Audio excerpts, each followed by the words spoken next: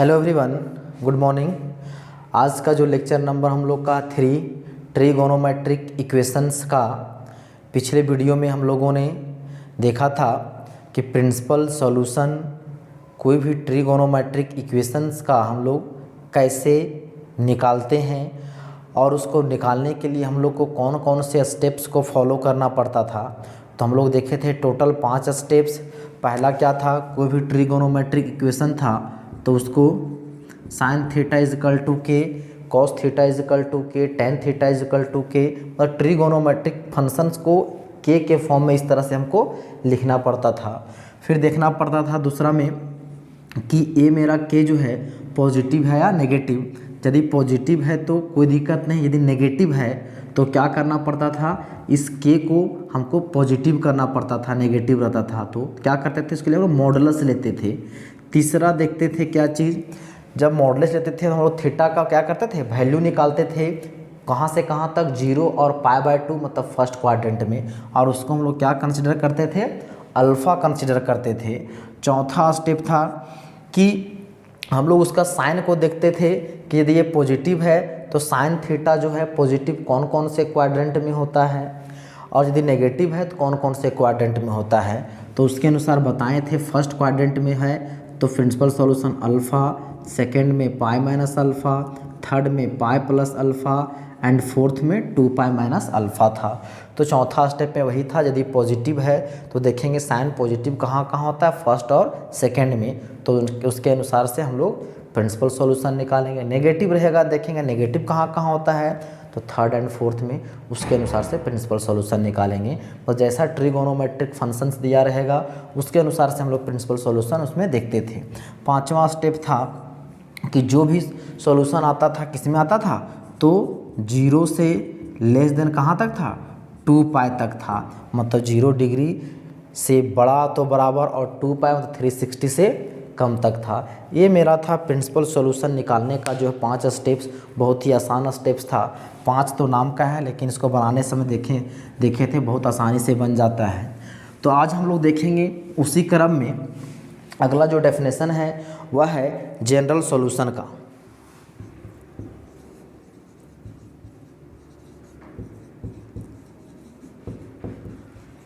General solution, हालांकि इसके बारे में हम लोग विशेष डिस्कशन हम लोग पहले भी किए हुए हैं, लेकिन वहाँ पे डायरेक्ट जनरल सॉल्यूशन के नाम से नहीं पढ़े हुए थे। देखिए कि sine theta is equal to 1/2 था, एग्जाम्पल में देखे थे। तो थीटा का वो कौन कौन सा वैल्यू है जो इस इक्वेशन को सेटिस्फाई करता है, वो उसका क्या कहलाता था, सॉल्यूशन कहलाता था। तो थीटा इज इक्वल टू लेते थे 30 डिग्री, 150, 390, इस तरह से डॉट डॉट डॉट करके, और फिर 360 में हम लोग क्या कर दें, 150 ऐड कर दें, तो कितना हो जाएगा 510 डिग्री। और इस तरह से बहुत सारा वैसा वैल्यू होगा जो इस इक्वेशन को क्या करेगा, सेटिस्फाई करेगा। तो थीटा का वो सभी पॉसिबल वैल्यू, थीटा का वो सभी पॉसिबल वैल्यू जो इस इक्वेशन को क्या करता हो, सेटिस्फाई करता हो, तो वह उस इक्वेशन का जनरल सॉल्यूशन कहलाता है। क्या बोल रहे हैं, थीटा का वह वैल्यू, वो सभी वैल्यू जो इस इक्वेशन को क्या करता हो, सेटिस्फाई करता हो, वह उसका जनरल सॉल्यूशन कहलाता है। तो उसका सॉल्यूशन कहलाता है, उसी को जनरलाइज रूप में कर दिया जाए, उसी को, ये सारा सॉल्यूशन है, इसी को हम लोग जनरलाइज कर देंगे तो वह उसका क्या कहलाएगा, जनरल सॉल्यूशन कहलाएगा।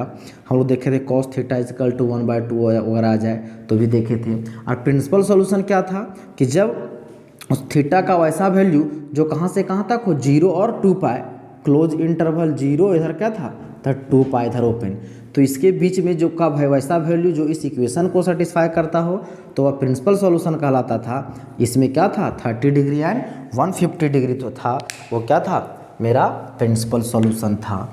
तो बोलता है जनरल सॉल्यूशन का डेफिनेशन क्या होता है, वो बोलता है कि the solution consisting of all possible, the solution consisting of, the solution consisting of all possible values, the system the solution consisting of all possible solution of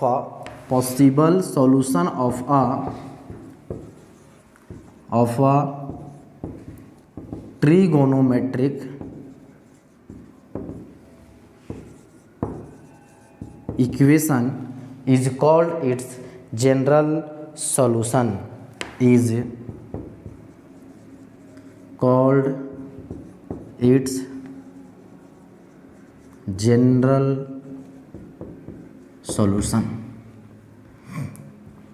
क्या बोल रहे हैं? द सॉल्यूशन, वैसा सॉल्यूशन जो क्या करता है, solution consisting of all possible solution, जो सभी कोई भी ट्रिगोनोमेट्रिक इक्वेशंस का सभी पॉसिबल सॉल्यूशन जो उस ट्रिगोनोमेट्रिक इक्वेशन को क्या करता हो, सेटिस्फाई करता हो, वह उसका क्या कहलाता है? तो जनरल सॉल्यूशन कहलाता है। इसी का जो दूसरा डेफिनेशन यदि बोला जाए तो बोल सकते हैं a solution of a trigonometric equation, a solution of a trigonometric equation, a solution of a trigonometric equation generalized by means of periodicity, generalized by means of periodicity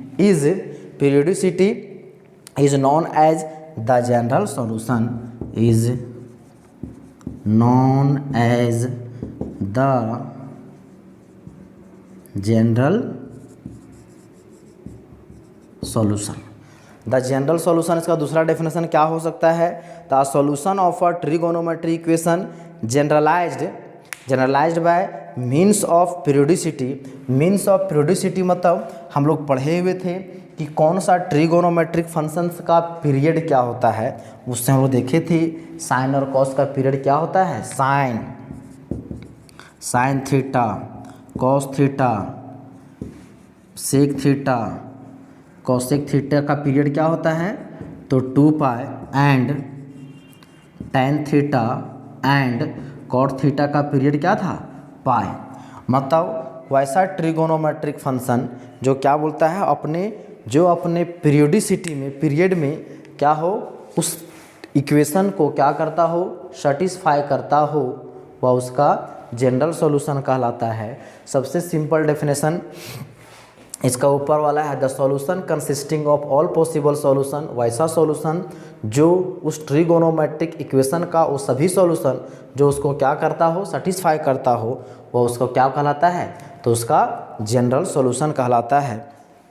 अब हम लोग देखते हैं, अब हम लोग देखेंगे कि जनरल सॉल्यूशन में कुछ जो फार्मूला है वो फार्मूला क्या होता है, कौन कौन से ट्रिगोनोमेट्रिक फंक्शंस में ट्रिगोनोमेट्रिक इक्वेशन का जो है फार्मूला क्या क्या होता है, जनरल सॉल्यूशन का प्रिंसिपल सॉल्यूशन हम लोग पढ़े हुए थे। और इसमें जो जनरल सॉल्यूशन के अनुसार जो फार्मूला है, टोटल आपको यहाँ पे 9 फार्मूला है। वो 9 फार्मूला से आपका पूरा एक्सरसाइज बन जाएगा और उसका प्रूफ जो है हम नहीं करेंगे, उसका जो है उसको हम समझा देंगे इन जनरलाइज करके, तो आपको समझ में आ जाएगा। हालांकि उसका प्रूफ बुक में दिया गया है, वो बहुत ही आसान है, और तो उससे आप जो है देख लीजिएगा। और अभी हम लोग देखेंगे 3 तरह का जो मतलब टोटल 9 फार्मूला देखेंगे। देखिए जो जनरल सॉल्यूशन क्या है, 3 टाइप का। उसमें देखिए पहला जो कैटेगरी है जनरल सॉल्यूशन का, इसमें पहला है साइन थीटा बराबर 0 होगा तो then theta is equal to क्या होगा, n पाई। इसी में दूसरा है कॉस थीटा बराबर 0, then theta is equal to है 2n+1 इंटू π/2। तीसरा है टेन थीटा बराबर 0, then theta is equal to n pi, और ये n कहाँ बिलोंग करेगा, इंटीजर में। इस चीज़ को समझिए। पहला जो है, पहला टाइप जो मेरा है ट्रिगोनोमेट्रिक फंक्शन है वो इक्वल टू क्या होगा, जीरो के फॉर्म में होगा। साइन थीटा बराबर जीरो, कॉस थीटा बराबर जीरो, टेन थीटा बराबर जीरो। यहाँ पे बोलिएगा सर तीन ही फॉर्मूला लिखे हैं। यदि कॉसेक थीटा बराबर जीरो होगा तो वहाँ पे क्या करेंगे, कॉसेक को हम लोग किस में कन्वर्ट कर देंगे, तो साइन में कन्वर्ट कर लेंगे। सेक रहेगा तो उसको हम लोग कॉस में कन्वर्ट कर लेंगे, टेन रहेगा तो कॉट रहेगा तो उसको हम लोग टेन में कन्वर्ट कर लेंगे। इसका प्रूफ जो है बहुत ही आसान प्रूफ है, जो आपको बुक में देखिएगा समझ में आ जाएगा। इसको आप जनरलाइज करके समझ सकते हैं। कैसे, देखिए जैसे लिखा हुआ है साइन थीटा बराबर जीरो, लिखा हुआ है साइन थीटा बराबर जीरो, तो थीटा का यहाँ पे वैसा कौन कौन सा वैल्यू है जहाँ पे साइन में उसका वैल्यू क्या आता हो, जीरो आता है। तो साइन हम लोग जानते हैं साइन जीरो का वैल्यू क्या होता है, जीरो। हम लोग जानते हैं साइन पाई मतलब 180 डिग्री का वैल्यू जीरो। हम लोग ये भी जानते हैं साइन 2 पाई 360 डिग्री का वैल्यू क्या होता है, जीरो। इतना दूर तक हम लोग पढ़े हुए हैं। ग्राफ जब पढ़े हुए थे तो सबका वैल्यू निकाल के देखे थे। इसमें जीरो पर वैल्यू 180 पर भी जीरो और 360 पर भी जीरो आता है।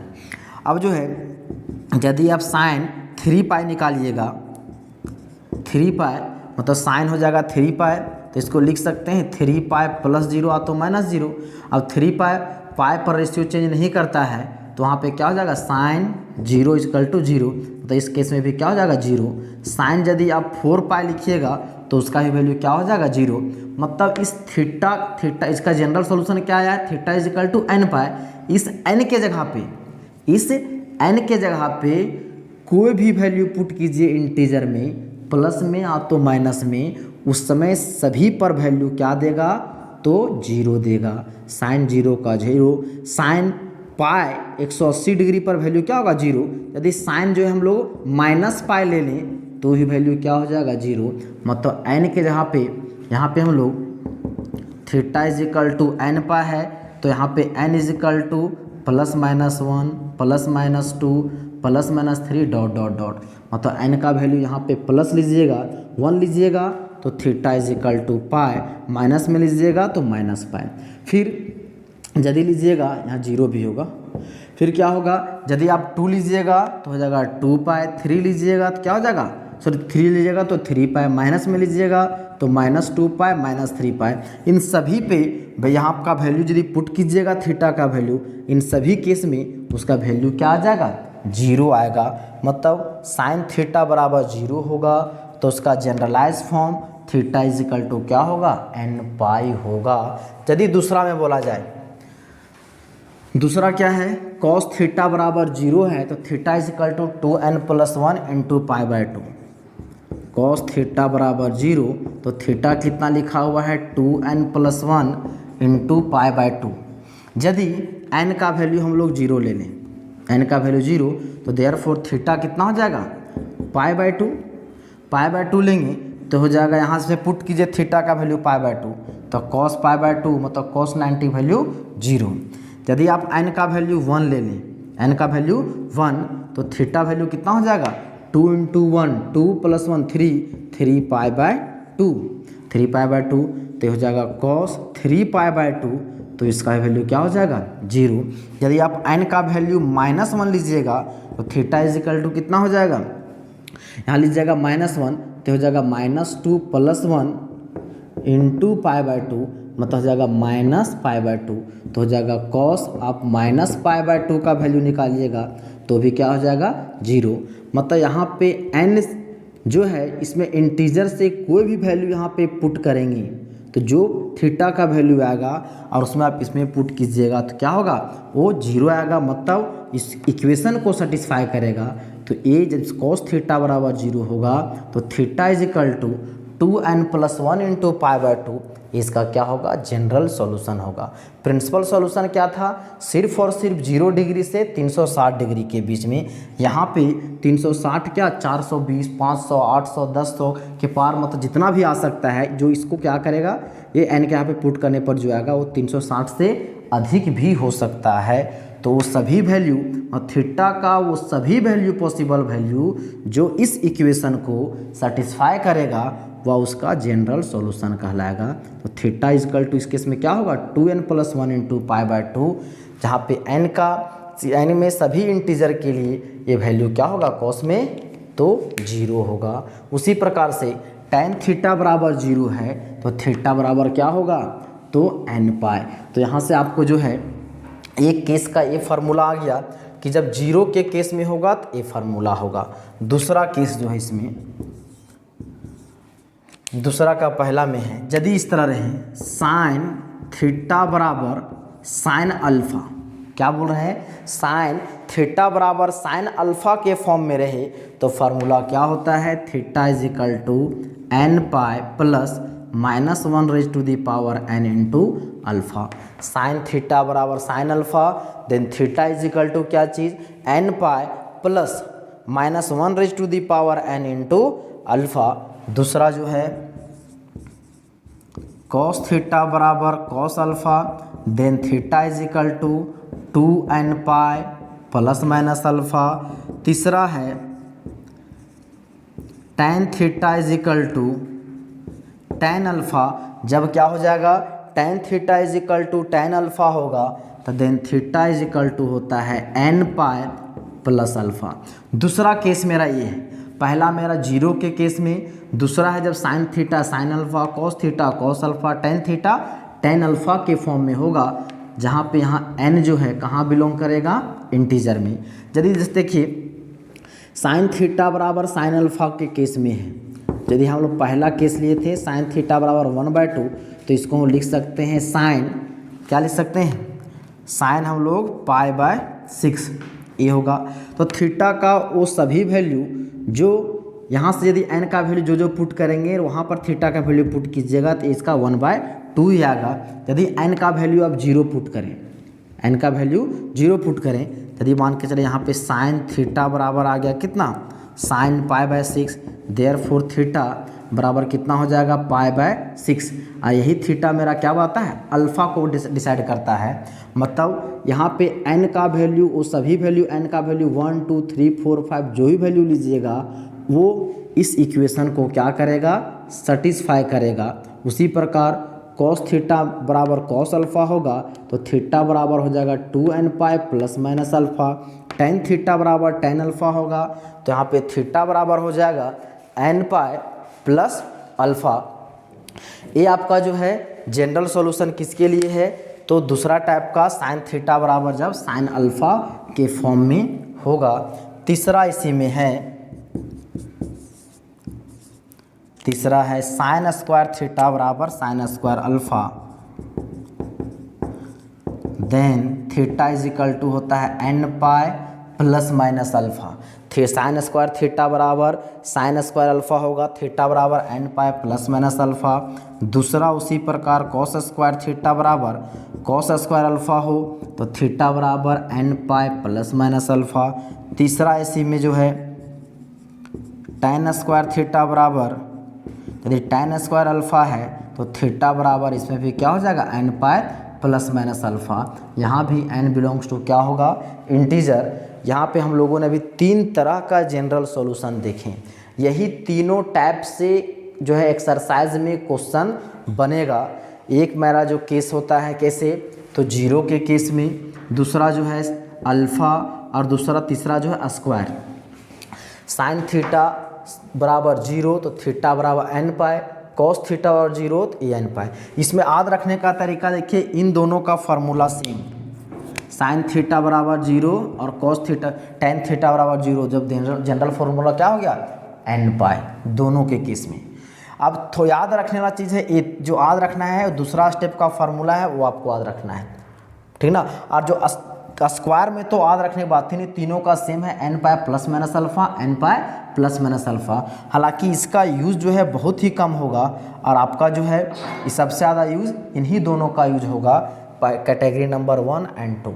और आप लोग को पता होना चाहिए जो चैप्टर अभी हम लोग पढ़ रहे हैं ट्रिगोनोमेट्रिक इक्वेशंस, वो आपका जो नया जो सिलेबस आया है उसमें ये चैप्टर आपको नहीं पढ़ना है, ये चैप्टर हम लोग को नहीं डिस्कस करना है, लेकिन इसमें दिया हुआ है किसी सिन्हा में और बुक्स में, इसलिए हम लोग क्या कर रहे हैं, इसको साथ में भी जो है डिस्कशन कर ले रहे हैं ताकि हम लोग को आगे चल के कोई प्रॉब्लम ना हो।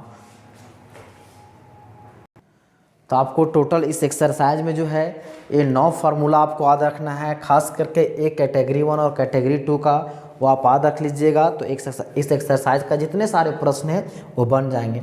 इसका प्रूफ जो है एग्ज़ाम में नहीं पूछता है, इसका प्रूफ आपका बुक में दिया हुआ है, बहुत ही आसान है। उतना टाइम हम लोग एक्सपेंड ना करते हुए इसलिए हम लोग जो है आसानी से इसको जो है क्या करेंगे, फार्मूला को ही देख लिए। अब हम लोग 1-2 एग्जाम्पल लेते हैं, उससे हम लोग समझ क्या करते हैं, जनरल सॉल्यूशन कैसे फाइंड करते हैं वो देखेंगे। उसके बाद हम लोग एक्सरसाइज के जितने सारे प्रश्न हैं वो तो हम लोग डिस्कस करेंगे ही। मान लीजिए एग्जाम्पल लेते हैं, ऐसे लिखा हुआ साइन 3x बराबर 0, इसको बोल दिया है find the general solution. General solution तो देखिए ये जो फार्मूला है वो किस पे फिट बैठ रहा है, 0 के केस में। तो साइन, इस एंगल को थीटा समझे, साइन थीटा बराबर 0। हम लोग अभी पढ़े हुए थे कि साइन थीटा बराबर 0 था, तो थीटा इज इक्वल टू क्या था, n पाई, जहाँ पे n कहाँ बिलोंग कर रहा था, इंटीजर में। तो साइन 3x बराबर 0 है, तो हम लोग लिख देंगे we know that sine theta बराबर 0 then theta is equal to क्या होता है, n पाई। तो देयरफॉर ये क्या हो जाएगा, 3x is equal to n pi. तो देयरफॉर हो जाएगा x is equal to n pi by 3, जहाँ पे n बिलोंग्स करेगा कहाँ, कोई इंटीजर। तो x बराबर n पाई बाय 3 जो होगा इस केस में वह उसका क्या होगा, जनरल सॉल्यूशन होगा। दूसरा एग्जांपल यदि बोला जाए, sine x plus pi by 5 is equal to 0 है। Sine x plus pi by 5 is equal to 0 है, इसका जनरल सॉल्यूशन बोला जाएगा। तो इस टोटल को थीटा समझिए, साइन थीटा बराबर 0, थीटा और क्या n पाई। तो देयरफॉर तो लिख सकते हैं general solution is equal to x plus pi by 5 is equal to n pi. तो देयरफॉर लिख सकते हैं हम लोग x is equal to n pi minus pi by 5, जहाँ पे n कहाँ बिलोंग करेगा, इंटीजर। तो ये जो है इस इक्वेशन का sine x plus pi by 5 का क्या होगा, जनरल सॉल्यूशन होगा।